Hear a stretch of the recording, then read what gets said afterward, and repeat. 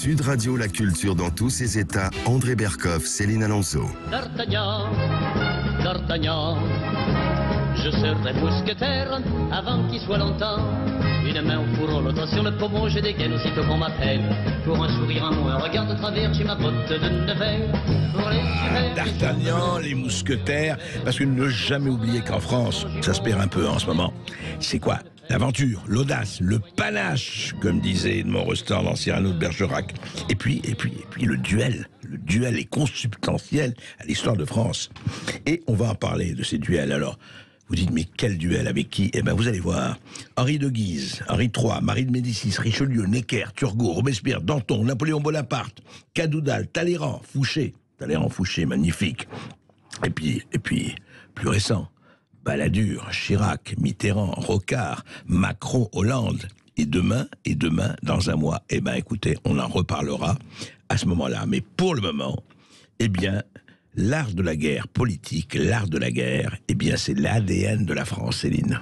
Et oui, André Berkoff, c'est vrai que le duel est une passion française. On va en parler avec Jean-Christophe Buisson, qui est directeur adjoint au Figaro Magazine et présentateur aussi d'Historiquement Chaud sur Histoire TV. Bonjour à vous, Jean-Christophe. Alors, à la veille des élections présidentielles, le Figaro Magazine et les éditions Perrin donc publient une nouvelle édition des grands duels qui ont fait la France, un livre collectif donc que vous avez dirigé avec Alexis Brézé et qui raconte donc les grands affrontements politiques du Moyen-Âge à nos jours. On peut dire que la France s'est toujours construite par le conflit. Oui, mais toute la politique est basée sur le conflit même si la tendance aujourd'hui c'est de laisser entendre qu'on est fait pour s'aimer les uns les autres et qu'il faut absolument arriver à une harmonie. En fait, non, on n'avance que dans le conflit. D'ailleurs, le mot duel vient du latin duellum, qui est lui-même dérivé non pas du mot duo, mais du mot bellum, la guerre. La politique, ça consiste à faire la guerre, mais avec des moyens un peu moins violents, cruels et sanguinaires que les armes. Donc, on ne conquiert le pouvoir que contre quelqu'un. Le pouvoir ne tombe pas tout seul. Donc de Clovis ou Hugues Capet jusqu'à aujourd'hui, ceux qui veulent prendre la place d'Emmanuel Macron. D'ailleurs, vous noterez qu'une élection présidentielle se termine par un duel. Il y en a deux à la fin qui seront en duel. Le fameux duel de l'entre-deux tours. Oui, mais même le duel en soi, il y en a plus que deux à la fin. Et le peuple français est sommé de choisir entre un des deux. Donc c'est bien la preuve que le duel, c'est l'acmé de la politique, parce que le conflit fait partie de la politique, de la vie, d'une certaine manière. On ne vit qu'en se battant, parfois même contre soi. Et l'autre élément qui est important, c'est de montrer qu'à la fin, c'est quand même les hommes qui sont décisifs pour avancer dans l'histoire, pour faire l'histoire. Parce que depuis une cinquantaine d'années, notamment à l'université, on essaie de nous enseigner que ce qui fait avancer le monde, c'est la démographie, c'est le climat, c'est les grands mouvements économiques, etc. Mais en fait, non, à un moment donné, c'est incarné par des hommes qui suivent des mouvements, qui précèdent des mouvements, qui annoncent des mouvements. C'est l'avant-garde éclairée du prolétariat, si on veut, en 1917. Mais la révolution 1917, Pétrograd, c'est pas le peuple russe qui se soulève, hein, c'est Trotsky qui emmène 200 personnes et qui prennent le pouvoir. Donc l'histoire se fabrique à partir des hommes. Et des hommes, à un moment donné, ils sont en confrontation pour construire, pas pour s'auto-détruire. Il faut qu'il y en ait un qui prend le pouvoir. Et quand il a le pouvoir, après, il construit une politique. Et puis après, lui-même est renversé, soit de manière électorale pacifique, soit par les urnes, ou de manière violente. Mais c'est la France, mais c'est valable, je crois, pour le monde entier. Oui. Alors quel a été le premier grand duel politique de l'histoire de France? Par qui il a été incarné? Alors, nous, on est parti du grand duel entre Charles le Téméraire et Louis XI, c'est-à-dire à la fin de la guerre de 100 ans, juste avant le début de l'ère moderne, parce que au-delà du conflit qu'on va peut-être évoquer, c'est aussi un marqueur politique important. C'est la fin de la féodalité en France. La victoire de Louis XI sur Charles le Téméraire, Louis XI, roi de France, Charles le Téméraire, duc de Bourgogne, qui a des ambitions, notamment avec les Anglais, pour faire tomber Louis XI, c'est le dernier féodal. Et avec la victoire de Louis XI, c'est la France qui entre dans l'ère moderne, dans le centralisme monarchique qui va marquer les siècles suivants, et qui fait sortir la France effectivement du Moyen-Âge, qui la fait entrer dans une forme de modernité. Donc derrière ce duel humain, tellement humain que les deux hommes sont d'ailleurs cousins, mais c'est souvent les duels fratricides, on va le voir jusqu'à aujourd'hui, soit dans les mêmes familles, soit dans les mêmes familles au sens large, les mêmes familles politiques, c'est souvent eux qui sont les plus croustillants et les plus cruels et les plus violents. Et celui-ci, pour nous, inaugure de cette manière, parce qu'on a deux compétiteurs qui sont à peu près du même niveau.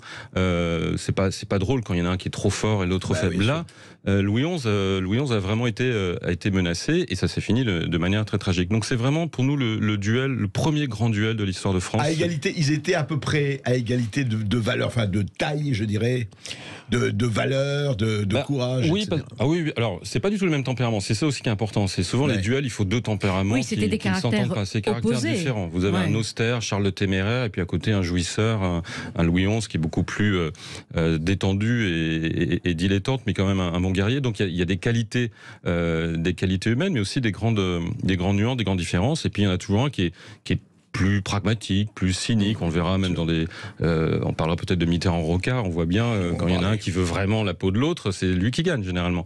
Et là, c'est un petit peu la même chose. Mais d'un point de vue politique à l'époque, le duc de Bourgogne, surtout s'il s'allie avec l'Angleterre, est largement aussi puissant que le roi de France, qui peine. C'est qui peine à rassembler tous les petits morceaux, les fiefs. La Bretagne, il essaie de la raccrocher, le Bourbon, les Armagnacs, enfin tout ça n'est pas encore tout à fait fini. Oui. Et ce duel a été très long, il a duré 17 ans à peu près. Oui, de 1461 à 1477, quand Charles le Téméraire fait la bataille de Traux.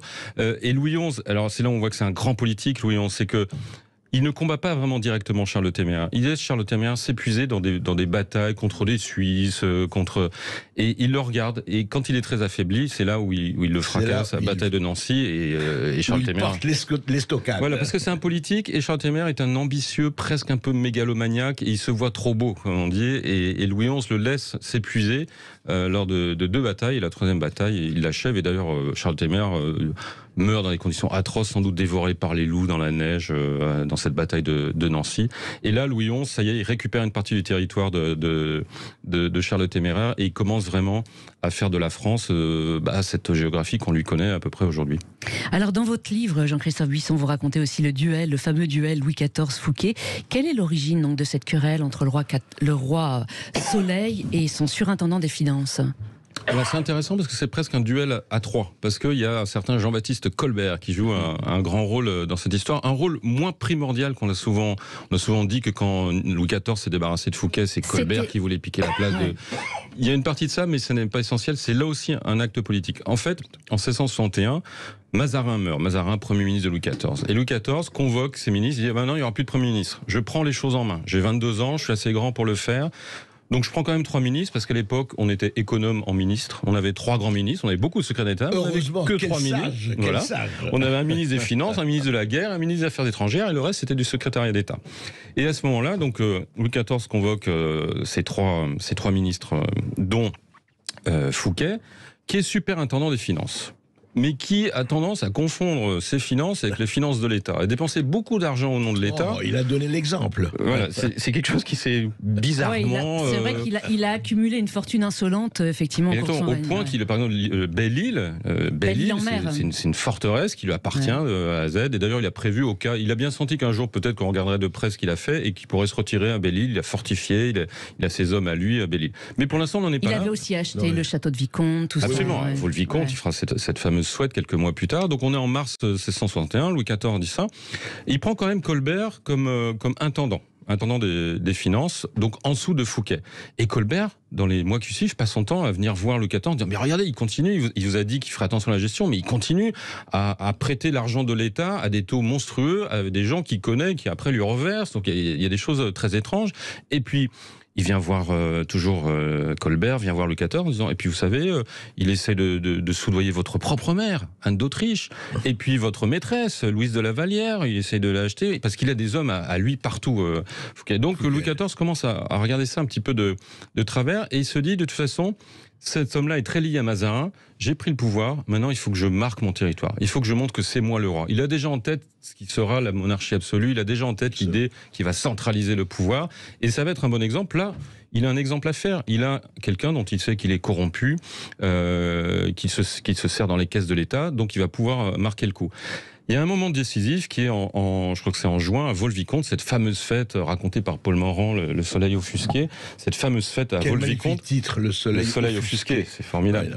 Ouais, où il assiste à cette fête. On a beaucoup dit que c'est à partir de là que Louis XIV a voulu se débarrasser de Fouquet, en voyant que Fouquet faisait cette fête gigantesque, mais inimaginable aujourd'hui, avec Molière, la troupe de Molière qui vient jouer les fâcheux avec des feux d'artifice. Versailles n'existe pas encore, donc c'est plus beau que Versailles, par définition, et plus beau que n'importe quelle fête. Et là, alors évidemment, on dit Louis XIV a été jaloux, donc c'est pour ça qu'il s'est débarrassé de lui. Non, ça vient d'avant, mais effectivement, c'était un peu le précipité. Voilà. Mais justement, alors quelle a été la stratégie de Louis XIV pour l'arrêter ? De le faire arrêter, de l'inviter à Nantes, c'est-à-dire loin de ses terres, là où il n'a pas ses protecteurs, en prétextant une réunion, et de le faire arrêter à la sortie d'une réunion, en le testant une dernière fois, et le faire arrêter par le chef des mousquetaires, le plus grand mousquetaire qui soit, D'Artagnan en personne. D'Artagnan en personne qui est convoqué pour arrêter Fouquet, qui s'y attend.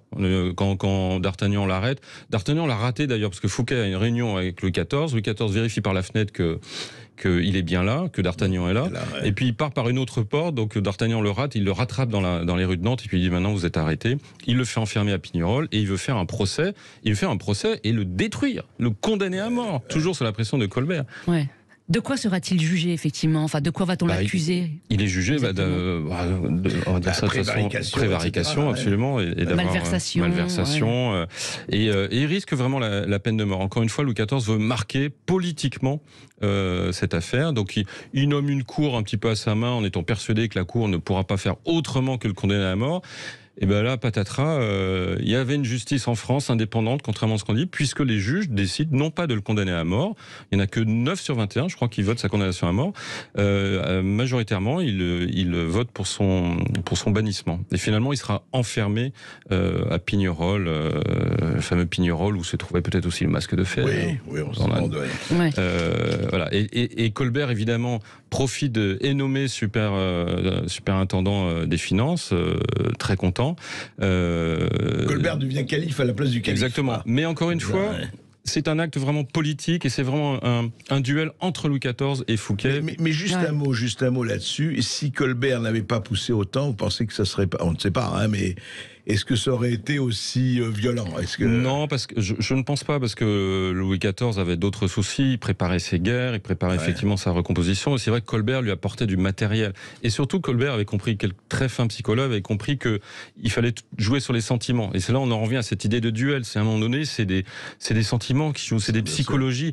On peut dire que c'est des actes politiques, mais derrière, quand il commence à lui parler de sa mère, de ses maîtresses, que Fouquet, là, Louis XIV, et c'est pas ça touche une carte, ça touche une corde sensible, et il est encore plus convaincu qu'il faut se débarrasser de Fouquet. En revanche, vous parlez de la mère de Louis XIV, il a été obligé de demander le consentement à Anne d'Autriche, effectivement, pour arrêter effectivement Fouquet. Oui, parce ça n'a pas été si simple que ça. Non, parce que c'était vraiment évidemment, avant Louis XIV, c'était Anne d'Autriche qui gérait le pays avant sa majorité, et d'ailleurs qui pensait qu'elle allait continuer à régenter, c'est le mot, et elle était surprise quand Louis XIV a commencé. Et ça, c'est un des signaux qui montrait que Louis XIV voulait vraiment s'affranchir à la fois de Mazarin, politiquement, et de sa mère, et que maintenant c'était lui le grand patron. Céline, parlons d'un autre duel. Oui, parlons d'un autre duel, effectivement, du duel Talleyrand-Fouché. Alors eux, ils se sont détestés pendant près de 15 ans. Comment tout a commencé ? Ces deux concurrents, ces deux rivaux, ces deux ambitieux, ces deux personnalités qui ont traversé quasiment tous les régimes. C'est fascinant. Talleyrand, il commence quand même sous l'Ancien Régime, constituante, directoire, consulat, empire, première restauration, deuxième restauration, monarchie de Juillet. Donc il traverse quand même tout ça en trahissant allègrement les uns les autres. Et Fouché, alors lui, il commence plus tard, mais quand même consulat, directoire, consulat, empire, deuxième restauration. Et évidemment, ils sont concurrents parce que à chaque fois, ils veulent être le chéri du roi ou de l'empereur qui est au pouvoir. Et donc, ils sont un petit peu en concurrence. Alors, c'est moins frontal. C'est un duel presque à fleur et moucheté, en plus avec des phrases célèbres qu'on connaît. Talleyrand qui dira effectivement Fouché méprise les hommes, sans doute s'est-il beaucoup étudié. Lui-même, il fait un sale métier et il le fait salement. Et de même, Fouché, apprenant que son adversaire vient d'être nommé vice grand électeur de l'Empire, déclara il ne lui manquait que ce vice-là.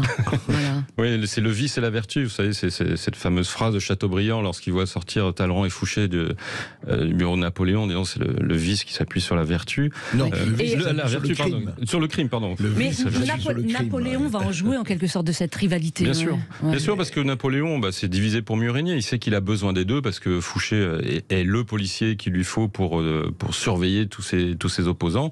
Et Talleyrand, en termes de politique étrangère, a des réseaux innombrables et précieux pour faire la guerre. Mais ces deux-là, donc, se regardent un peu en chien de faïence dans les premières années de l'Empire. Et puis à un moment donné, ils comprennent que Napoléon est en train de faire des erreurs, notamment avec la campagne d'Espagne, et se disent tiens, peut-être que Napoléon n'est pas éternel, n'est pas immortel, si on se mettait ensemble pour lui trouver un successeur qui serait Murat. Évidemment, Napoléon l'apprend, de là vient leur disgrâce qui intervient à peu près au même moment. C'est d'abord Talleyrand qui est pas écarté, qui est écarté, que Napoléon garde chez lui, mais en lui donnant beaucoup moins de pouvoir, parce que c'est encore plus humiliant pour Talleyrand. C'est à cette période que Napoléon dit de Talleyrand qu'il était de la merde dans un bas de soie. Voilà, c'est ça, oui. Il répond ça.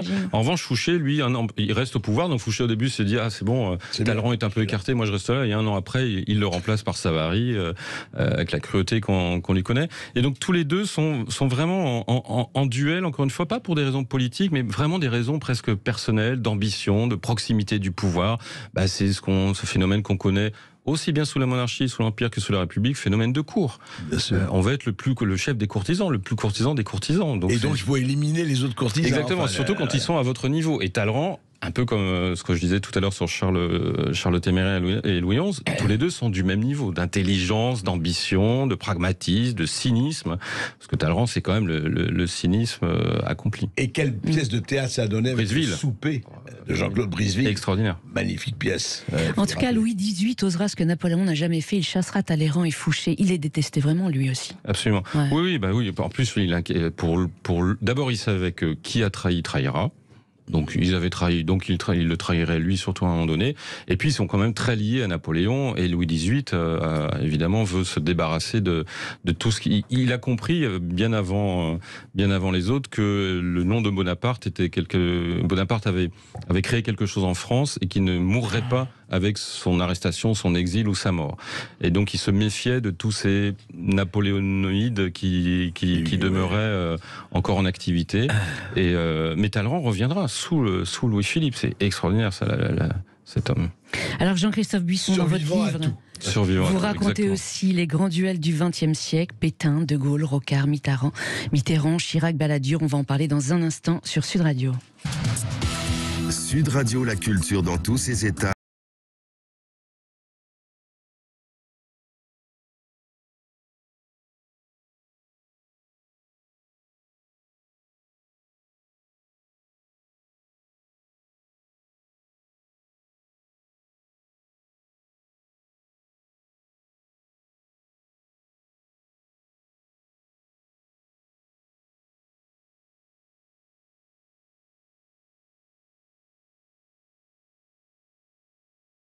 Vous l'avez reconnu, mais dans l'inconscient, non pas collectif, mais duel de ces braves gens, est-ce qu'il n'y avait pas un peu de ça? Et effectivement, ces duels, père-fils, Léon Gambetta, Jules Ferry, Clémenceau Poincaré, Pétain, De Gaulle, et surtout, ça aussi, ce sont des duels qui ont illustré les chapitres plus récents de l'histoire de France, Céline. Oui, effectivement, on va en parler avec... Surtout Pétain de Gaulle. Surtout Pétain de Gaulle, effectivement, un duel père-fils qui illustre, on peut le dire, quelques-unes des pages les plus glorieuses et les plus désastreuses de l'histoire de France. On va en parler donc avec Jean-Christophe Buisson, qui est directeur adjoint au Figaro Magazine et qui a dirigé donc un ouvrage collectif passionnant paru chez Perrin, intitulé Les grands duels qui ont fait la France. Alors le vainqueur de Verdun contre l'homme du 18 juin, on peut dire que c'est un drame shakespearien, comme vous le sous-titrez dans votre livre, Jean-Christophe. En fait, ils se connaissaient depuis bien avant la Première Guerre mondiale. Comment s'étaient-ils rencontrés? Ils s'étaient rencontrés en 1911 lorsque De Gaulle sert dans un régiment qui se trouve à Arras, et son chef de corps n'est autre que Pétain lui-même, que le colonel Pétain, qui est colonel à l'époque. Et il y a quelque chose qui se passe entre les deux hommes, ils se voient pas tout de suite, mais ils se retrouvent à déjeuner à un moment donné, c'est qu'ils partagent beaucoup de choses en commun. D'abord, tous les deux sont très ambitieux. tous les deux sont capables de critiquer, d'avoir un regard critique sur leur supérieur direct et sur la façon dont on conçoit la guerre dans les états-majors. N'oublions pas que Pétain, en 1911, voit d'un très mauvais œil la stratégie de défense de l'armée française en 1914, avec ces fameuses lignes qu'on reprendra en 40, et lui, il veut bousculer tout ça. Il dit... On a changé de siècle, on peut plus faire des batailles comme on faisait à l'époque de Napoléon, où on envoie des centaines de milliers d'hommes combattre. C'est comme ça d'ailleurs qu'il fera sa réputation. Pétain, c'est en économisant en 1916-1917 les hommes, en disant on arrête les grandes offensives, on envoie au casse-pipe, pour reprendre le livre de Céline, des milliers de jeunes gens. Donc ils ont cette idée-là, ils partagent aussi une forme de timidité, ils sont timides en fait, et une arrogance que De Gaulle est déjà appelé le dindon. Ils avaient déjà un ego surdimensionné. Tous les deux ont déjà un ego. Et donc, paradoxalement, presque, ils se retrouvent. Ils se trouvent. Ils se renient. Ils se disent, tiens, on est fait de la même pâte. Et on peut même dire qu'ils tombent complètement en admiration réciproque. Exactement, parce que Pétain voit en De Gaulle le jeune officier fringant qu'il aurait dû être, et lui n'est que colonel. Il n'a pas beaucoup avancé. Pétain, il lui manque une guerre pour. Ça tombe bien, elle arrive en 1914. Ça tombe bien pour lui. Et puis De Gaulle voit en Pétain justement cet homme qui est capable un petit peu de bousculer l'institution, lui-même ayant déjà évidemment dans l'idée que l'armée française est obsolète et qu'il faut bouger tout ça. Donc il se trouve, et Pétain se dit tiens, si je parie sur ce garçon-là, peut-être que ça me servira un jour. Et De Gaulle évidemment se dit si je me mets dans le sillage de cet officier qui me paraît intéressant, on peut peut-être arriver à quelque chose. Éclate la Première Guerre mondiale, et le problème c'est qu'il y en a un qui monte en flèche, qui est Pétain, vainqueur de Verdun, etc., même si son avancement n'est pas aussi rapide qu'il le souhaiterait. Et De Gaulle, lui, il est fait prisonnier. Et c'est un drame pour De Gaulle. Prisonnier en 1916, Ingolstadt, où il va rencontrer d'ailleurs Tukhachevski, son futur adversaire, de cette manière, allié et puis adversaire. Et donc, il ne progresse pas. Il est fait prisonnier, ce qui est très humiliant. Il songe même au suicide, De Gaulle, à ce moment-là. Et quand il sort de la Première Mondiale, il se retrouve, il reste dans l'armée, mais enfin, il a peu de chances d'arriver très haut, très vite. Mais Pétain, lui, est arrivé, ça y est, il est général, 6 étoiles, puis bientôt maréchal. Et il n'a pas oublié le petit De Gaulle. Et il sait ce qu'il vaut. Donc il l'appelle en disant, vous allez me servir, vous allez m'aider à écrire des livres, vous allez m'accompagner dans mes activités. Et en échange, je vais aider à votre progression. Et à l'école de guerre, lorsque De Gaulle se présente, il finit pas très bien classé. Et Pétain le pousse. Ouais, il se dit aux autres, non, faites-le un peu monter artificiellement dans le classement, pas trop. Ouais, très très haut. Alors finalement, pas si haut qu'il ne le souhaiterait, mais quand même assez haut. Mais l'état-major dit à Pétain, non mais ça suffit, votre protégé, il commence à nous fatiguer, en plus il est très arrogant, il nous prend de haut. Et Pétain le défend mordicus, au point qu'on peut parler de fils. Ouais, de père. C'est une relation filiale, au sens spirituel du terme, mais vraiment une relation filiale. Enfin, d'ailleurs, Pétain crée De Gaulle, quoi. Il crée De Gaulle, il le pousse en avant. Et De Gaulle. C'est vrai qu'il était en admiration, effectivement. Dans votre livre, vous précisez effectivement que vous l'avez dit, il l'invitait souvent à sa table et il ne cessait de clamer effectivement De Gaulle, quelle culture, quel style, quelle mémoire, ce qui agaçait, comme vous l'avez dit, effectivement son entourage. Et il fait quelque chose d'extraordinaire. À l'école de guerre, lorsque De Gaulle est inscrit pour venir donner des cours, la tradition, c'est que son parrain, donc en l'occurrence Pétain, accompagne son poulain entre le premier, puisqu'il est dans l'amphithéâtre, et que tout le monde est au garde à vous, etc. Et en fait, Pétain, au moment d'entrer, laisse passer De Gaulle devant lui. C'est une humiliation pour tous les gens qui ont dit « Allez, vous le traitez mal, vous avez tort, parce que regardez qui il est. » Donc ils sont tous au garde à vous, en grand costume, à saluer De Gaulle, qui est à l'époque un officier subalterne. Donc on voit bien qu'il le pousse, et De Gaulle lui rend bien, puisque par exemple, il va dédier tous ses livres au maréchal Pétain. Alors, son fils Philippe, il n'est pas le filleul au sens religieux du terme de Pétain, mais il considère Pétain comme le parrain, pareil, spirituel de son fils Philippe de Gaulle, l'amiral de Gaulle, quand même. Lorsqu'il naît, il dit à Pétain, soyez son parrain. Encore une fois, pas son parrain au sens... Et puis, à un moment donné, il va y avoir une fracture au milieu des années 30, lorsque De Gaulle va rassembler dans un livre La France et son armée en 1937 ses conférences à l'école de guerre, justement, il va la dédicacer à Pétain, bien entendu, avec toute son admiration, sauf que Pétain est vexé en disant mais ces textes-là, c'est des textes que vous aviez fait pour moi, quand vous étiez mon élève, que je n'ai pas publié. Donc c'est mon livre. Donc ça va tomber là-dessus. leur rivalité va tomber là-dessus, notamment sur cette espèce de paternité littéraire à 3 sous, en disant... oui, mais c'est moi. C'est moi qui... C'est De Gaulle qui les a écrits. C'est De Gaulle qui les a écrits, mais pour Pétain. C'est comme quand vous êtes né et que vous signez le livre, parce que l'autre, finalement, l'a pas publié. Donc il est vexé. Mais il y a un autre élément, parce qu'il y a toujours un peu de la politique là-dedans, c'est qu'il trouve que De Gaulle commence à se rapprocher beaucoup des politiques, commence à faire de la politique, à avoir des idées. Sur Munich, par exemple, De Gaulle sera un des rares officiers à dire mais c'est une trahison, les accords de Munich, alors que toute la droite est plutôt majoritairement munichoise, d'une certaine manière. Et puis, De Gaulle se met à critiquer l'état-major qui continue, qui fait la même erreur qu'en 1912-13, c'est-à-dire l'île Maginot, ils ne passeront pas, alors que lui, comme vous le savez, on l'appelle le général Motor, il dit la guerre sera mécanique, donc il faut s'occuper des chars et des avions. Et Pétain, qui est maintenant au sommet de l'état-major, a changé sa veste d'une certaine manière. Lui-même est devenu conservateur, et tout ce qu'il dénonçait 30 ans plus tôt. Donc la rupture se fait aussi sur cette idée-là, de cette conception de la stratégie en cas de guerre contre l'Allemagne. De Gaulle est moderne et Pétain est devenu est passé de l'état de moderne à l'état de conservateur. Alors la rupture de 40, arrivons à là parce que c'est ça. Ouais, c'est ça. En 40, le vrai duel, il est là qui commence. En 40, chacun est convaincu d'incarner seul la France. Bien sûr. C'est ça, ouais. Bien sûr. De Gaulle part à Londres, il est condamné virtuellement à mort, d'ailleurs, pour déserter et trahir. Même officiellement à mort. Officiellement, absolument. Ouais, mais Pétain a toujours dit en privé, c'est ça qui est intéressant, que évidemment, si on l'arrêtait, on ne le condamnerait pas à mort, de la même façon que lorsque Pétain sera arrêté et condamné à mort, De Gaulle dira... Débrouillez-vous pour que cette condamnation à mort soit muée. Oui, chacun va sauver la peau de l'autre en quelque sorte. Voilà. Ce qui prouve bien qu'ils avaient gardé quand même un souvenir de cette affection. Mais effectivement, tous les deux estiment incarner la France, De Gaulle à Londres et Pétain à Vichy. Et même à un moment donné, Pétain enverra des émissaires auprès de Gaulle après 42 en disant on pourrait peut-être arriver à faire quelque chose en commun. Les Américains continuent à reconnaître Vichy.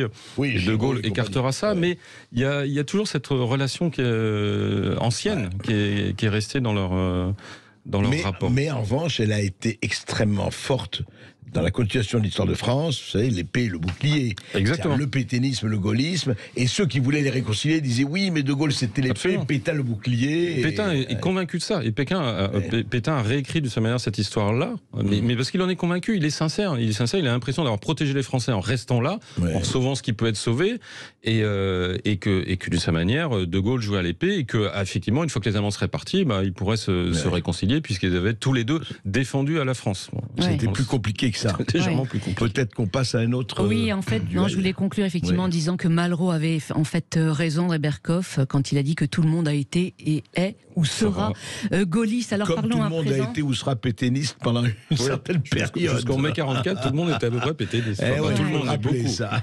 Alors parlons à présent de l'affrontement entre François Mitterrand et celui qui fut donc son Premier ministre, à savoir Michel Rocard.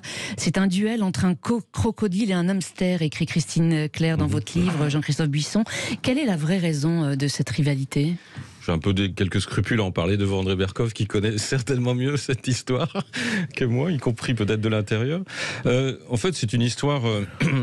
Encore une fois, c'est une histoire de tempérament, je crois. Enfin, André, vous me direz si on va en parler, je me trompe, mais oui, c'était deux tempéraments complètement différents. Il y a vraiment un cynique, on l'a dit 1000 fois, un machiavélique, quelqu'un qui un manipulateur né, un cynique accompli. Et de l'autre côté, vous avez quelqu'un qui est Michel Rocard, qui est beaucoup plus enthousiaste, beaucoup moins calculateur, beaucoup plus sincère, je pense, beaucoup, j'allais dire honnête, c'est peut-être pas le mot, mais en tout cas, oui, sincère avec ses idées, ses convictions, et qui n'est pas dans le calcul permanent du coup d'après, qui est moins politicien de cette manière, il me semble. Non, en fait, ce qui est intéressant, c'est que Mitterrand poursuivait sa marche triomphale après avoir pris. D'ailleurs, il faut le rappeler quand même. Moi, je veux dire, il a pris le Parti socialiste, enfin la SFIO en 71. Il a fait ce qu'il en a fait. Mais je rappelle qu'à l'époque, en le même 71, c'est étonnant, et c'est là où on voit ce qui se passait à l'époque. Le Crapouillot, c'est le Crapouillot publie la liste complète des titulaires de la Francisque de Pétain, complète. En 71, et il y avait évidemment Giscard d'Estaing, père, oncle, et puis il y avait François Mitterrand. Ça n'a empêché rien que François Mitterrand, quand même, Francisque de Pétain, 42, devienne cela. Donc, extraordinaire, on va pas parler là, extraordinaire parcours de ce Houdini de la politique, c'est vrai, qui recevait à un quart d'heure d'intervalle à son bureau Elie Wiesel et René Bousquet. C'est quand même pas mal, enfin, il faut le faire. Et ça, je pense que Rocard en était incapable. Total. Mais l'intéressant, c'est qu'il voit passer Rocard. Et je vous racontais une histoire, Jean-Christophe et aux auditeurs de Sud Radio. Un jour, j'en rappelle moi-même, vous savez, c'était donc 80. Arrive 80, les échéances et tout ça. Et je me rappelle avoir déjeuné avec Roger Hanin, le beau-frère de François Mitterrand, l'acteur. Et comme beaucoup, je disais, bon, c'est formidable, François Mitterrand a refait le Parti Socialiste, formidable, mais il faut laisser la place à Rocard, qui était perçu surtout comme le moderne, la deuxième gauche, alliant l'économie de marché, etc., alors que l'autre parlait du capitalisme ennemi, etc. Encore marxiste, ouais. Voilà, il était, enfin, marxiste. Post-marxiste, mais... Exact, faussement marxisme, voilà, marxisme caméléon intéressant. Et donc, je me rappelle que moi, comme beaucoup d'autres, j'ai dit, mais Roger, écoute, Roger, je comprends pas, Mitterrand, c'est formidable ce qu'il a fait, mais il devrait céder la place à Rocard, la modernité. Et là, je vais parler comme Roger Hanin, il a dit, mais Berkoff, mais vous comprenez rien, mais il va te le niquer, Rocard, Mitterrand, il va te le niquer, tu vois. Et de fait, parce que Rocard, et c'est là où c'est extraordinaire, dans ce duel-là, effectivement, il y a eu duel, et il lui avait payé très cher en 88, en 81, pardon, oui, 88, excusez-moi, qu'est-ce qu'il a fait? Rocard, et c'est là vraiment comme vous dites, les failles à un moment donné, Jean-Christophe, c'est que Rocard, il dit oui, j'y vais, mais si Mitterrand se présente, j'y vais pas. Quelqu'un qui dit ah ben je vais y aller, mais s'il y va, l'autre dit allez bon très bien, eh ben j'y vais. Obligé de se retirer, la queue entre les jambes.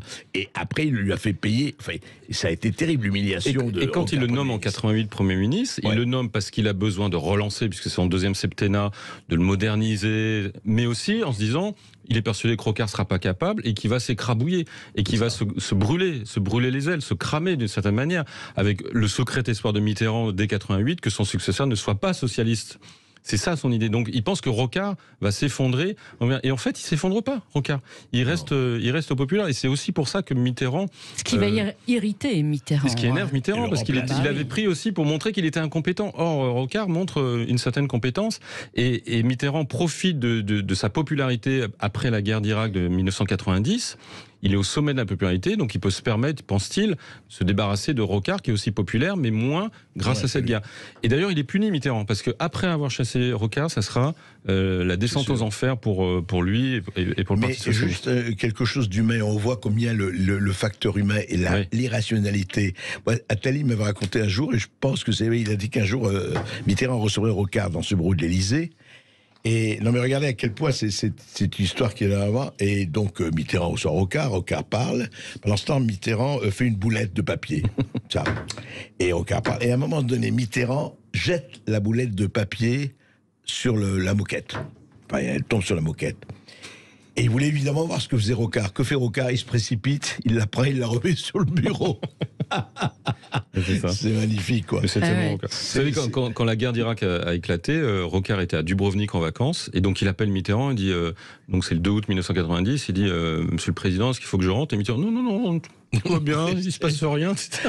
Et Rocard, j'allais dire bêtement, le croit, donc il reste en vacances, donc Mitterrand prend la main tout de suite sur le conflit, et on a l'impression que Rocard n'a pas pris la mesure du conflit, alors que c'est Mitterrand qui lui dit non, mais reste en vacances, il se passe rien.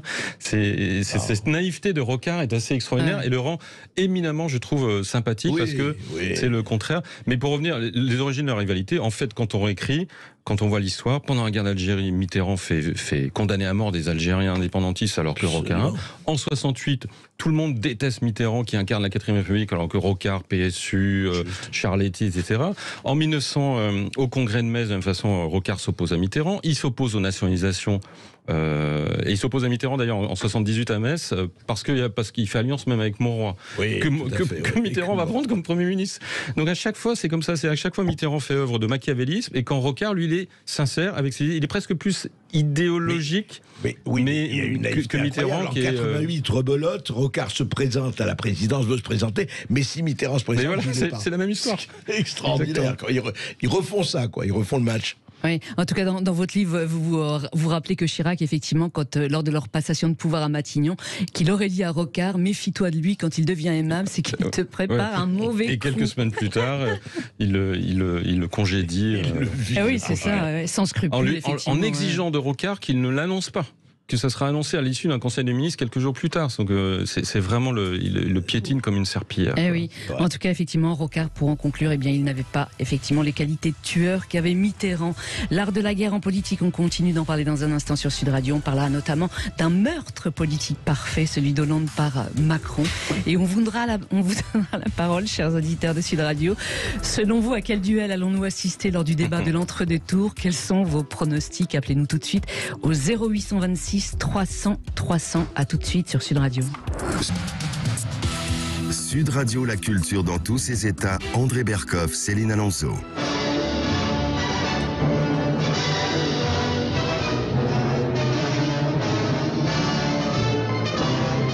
Alors pour les cinéphiles, vous ne pouvez pas ne pas connaître ce générique du chef-d'œuvre, d'un des chefs-d'œuvre d'Alfred Hitchcock. Le crime était presque parfait. Et là, on va en parler du crime était presque parfait. D'ailleurs, le presque heureusement a disparu avec le premier affrontement d'Emmanuel Macron et de François Fillon. Là, c'était pas presque parfait, c'était parfait. Mais un autre s'est dessiné avant celui-là, entre Emmanuel Macron et François Hollande, Céline. Et oui, un meurtre politique parfait, c'est un meurtre politique parfait. C'est ainsi qu'introduit sa chronique sur ce duel le journaliste Arthur Berda, qui a participé donc à votre ouvrage, Jean-Christophe Buisson. Selon vous, le duel Hollande-Macron, c'est échec et mat? Oui, c'est échec et mat. La question, en fait, c'est est-ce qu'il était prémédité? Et c'est intéressant, ce que montre Arthur Berda, c'est que non, il n'était pas prémédité. Fillon, comme l'a dit André, c'était vraiment prémédité. Là, c'était pas prémédité. C'est-à-dire que ce duel est né de la déception d'Emmanuel Macron au sein du gouvernement de François Hollande. Il a rejoint Hollande pour réformer la France en profondeur. Il a cru aux promesses de Hollande, d'engager des réformes. Il n'est pas spécialement de droite, pas spécialement de gauche, Macron, mais il a été séduit par Hollande. Et il a été un peu déçu quand il était secrétaire général à l'Élysée, adjoint, et puis Hollande l'avait rappelé comme ministre sous Valls. Il s'est dit c'est le bon moment. Là, il n'a pas du tout envie, je pense, enfin ce que dit Arthur Berda, pas du tout envie de se présenter. Il est ambitieux, mais il n'en est pas là. Il se dit c'est peut-être 2027, etc. Et puis en fait, il s'aperçoit que Hollande fait n'importe quoi, enfin surtout ne fait rien. Et là, il en ressent vraiment une frustration, une colère, et il se dit, après tout, tous ces minables, moi je suis meilleur qu'eux, je vais me lancer. Et là, il commence à préparer son crime qui consistera tout simplement à dire, on va combattre tous les deux, on va être en duel, et puis on verra qui sera choisi. Donc c'est pas tellement un meurtre ou un crime, c'est vraiment, je me lance dans la bataille, et puis si ça finit en bataille armée, soit, mais j'y vais pas pour forcément finir en bataille armée. Et Hollande ne le voit pas venir. Hollande ne peut pas croire une seconde que ce type qui venait de nulle part, selon lui, et qu'il a fait, qu'il a rendu, qu'il a mis une pied à l'étrier, osera le trahir. Pourquoi? On en revient toujours à ça.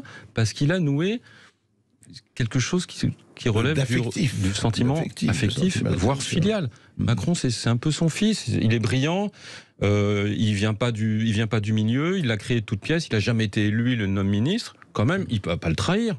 Comme si Hollande n'avait trahi personne lui-même, comme s'il ne savait pas de quoi était fait la politique. Eh bien si, Macron, encore une fois, estimant que c'est Hollande qui se trahit lui-même, en n'accomplissant pas, en partant sur ses délires contre les super riches, en détricotant les lois qu'il a voulu et pour lesquelles il s'est battu, les lois sur le travail, il s'est dit, après tout, je vais y aller sur les 35 heures, etc. Et il y va. Mais Jean-Christophe Buisson, moi je mettrais un bémol j'ai lu la chronique d'Arthur Berda. Je suis pas tout à fait d'accord. Je pense que c'était plus prémédité que ça. Je m'explique. Bien sûr qu'il y a eu ça. Bien sûr qu'il a été déçu, tout ça. Mais quand même, rappelez-vous, moi j'étais très frappé par là aussi. Il y a eu un dîner chez de quelques oligarques à la française. Et rappelez-vous quand même que c'est très intéressant. Emmanuel Macron fait partie de la commission Attali en 2008, faite par Sarkozy, qui avait demandé à Attali de faire une grande commission. Il séduit tout le monde, comme il séduit, c'est un grand séducteur. Deuxième chose, après la banque Rothschild, il va à la banque, etc. Et en fait, qui a recommandé quand même très chaudement à François Hollande, son ami toujours, Jean-Pierre Jouyet. Jouyet, bien sûr. Il recommande. Mais est-ce que vous ne pensez pas quand même, et moi, si vous voulez, c'est là, je me dis, effectivement, et c'est normal pour un ambitieux, dès qu'il a été, effectivement, au ministère de l'économie, toujours Jean-Pierre Hollande, il fait ses 2 ou 3 idées, quoi. Oui, tout à fait, mais tout dépend le timing. Mais moi, je pense qu'avant, en tout cas, il n'a pas cette ambition quand il entre à l'Élysée. C'est venu à ce moment-là. C'est venu, ouais. On a des auditeurs, je crois, Céline. Oui, effectivement, on va rejoindre le standard de Sud Radio où Sabine nous appelle de Sète. Bonjour à vous, Sabine. Alors, quel est votre pronostic? À quel duel allons-nous assister entre les 2 tours. Voilà, entre les 2 tours. Oui, Sabine. Oui, bonjour messieurs, dames. Bonjour. Écoutez, moi le pronostic, je vais l'annoncer, ça sera comme dans 5 ans, ça sera Marine Le Pen et Monsieur Macron au second tour, et Monsieur Macron qui va repasser pour 5 ans de plus. Ah bon, carrément. Je ne vois pas comment ça peut être autrement. Bah écoutez, qui votera verra, comme on dit. Effectivement, c'est tout à fait, c'est une figure possible, absolument, peut-être probable, je ne sais pas. Qu'est-ce que vous en pensez, Jean-Christophe? La photographie actuelle laisse penser que ce sera ça, parce qu'effectivement, Marine Le Pen a quand même Emmanuel Macron au premier tour. Je vois vraiment pas comment il peut ne pas accéder au second tour. Et effectivement, Marine Le Pen en fait a une base assez solide. Elle a quand même survécu ces dernières semaines à beaucoup de bourrasques, d'ouragans, beaucoup de départs de son parti, et elle a une base solide. Pourquoi? Parce qu'elle a quand même une base populaire. Ce qui manque, je pense, à la fois à ses concurrents de droite que sont Éric Zemmour et Valérie Pécresse, et jusqu'à preuve du contraire, le peuple, c'est ce qui compte, et c'est lui qui vote dans le... on va voir ça. Oui, effectivement, Céline, je crois qu'on a... Oui, effectivement, on a Florian qui nous appelle d'Antony. Bonjour à vous. Alors Florian, quel est votre pronostic? Écoutez, non, Sabine a sans doute raison, Jean-Christophe Buisson aussi, mais on peut imaginer que Macron ne soit pas au second tour, par exemple, aussi. Pourquoi pas? C'est-à-dire qu'il y a beaucoup de choses qui... Non, mais ce qu'il y a, c'est qu'il y a beaucoup de choses qui nous échappent. Bon, la propagande d'État est formidable, moi je dois le reconnaître. Culturellement, c'est toujours la gauche qui domine, mais on peut imaginer aussi, si vous voulez, que des gens du peuple, alors vous avez parlé du peuple, alors se manifestent et aillent voter, parce qu'il y a quand même une grande colère. On parle dans les médias, maintenant, est-ce que les médias disent toujours la vérité? J'en sais rien, mais on peut imaginer, si vous voulez, que les pronostics soient bousculés. Et les sondages, donc, oui, voilà, c'est ça. Donc, parce qu'on ne sait pas vraiment ce qui va se passer. Vous savez, ça bouge beaucoup en ce moment, donc on peut imaginer que dans un mois, ça bouge beaucoup encore, et puis dans les derniers jours, pareil. Donc, on peut très bien imaginer quelque chose qui n'a jamais existé. Bon, maintenant, c'est peut-être de la fiction, c'est peut-être amusant, mais c'est vrai que intellectuellement, c'est vrai que ce serait bien que ce soit Macron contre Zemmour. Maintenant, si pour vous le voulez, débat. Pour le débat, oui. Pour le duel. Je crois qu'il faut pas. Je vois pas comment. Je crois qu'il ne faut pas sous-estimer la fatigue politique des gens. C'est-à-dire que les gens qui sont exaspérés, ils vont même pas voter. C'est ça le problème. Parce que sinon, Marine Le Pen et Jean-Luc Mélenchon seraient en finale. Et donc les gens qui sont dégoûtés, soit par les médias, soit par la propagande d'État, tout ce que vous dites, ils ont même pas envie de voter. Ils n'ont pas l'impression que leur colère est assez bien incarnée par les uns et les autres. Il me semble. C'est vrai. C'est ce qu'on va voir, si les abstentionnistes l'emportent ou pas de ce point de vue-là. Oui, merci Florian et Sabine. Jean-Christophe Buisson, merci aussi d'être venu sur Sud Radio. Je rappelle que les grands duels qui ont fait la France, ce livre que vous avez co-dirigé donc avec Alexis Brézé, coédité par le Figaro Magazine et les éditions Perrin. Tout de suite, c'est Brigitte Lahaie sur Sud Radio. Qu'est-ce qui se passe dans notre corps quand on tombe amoureux? Comment transformer un coup de foudre en une belle histoire d'amour? Eh bien, réponse dans un instant sur Sud Radio avec le psychothérapeute Pascal Neveu. Et vive le duel. Sud Radio. Sud Radio. Parlons vrai. Parlons vrai. Sud Radio. Parlons vrai.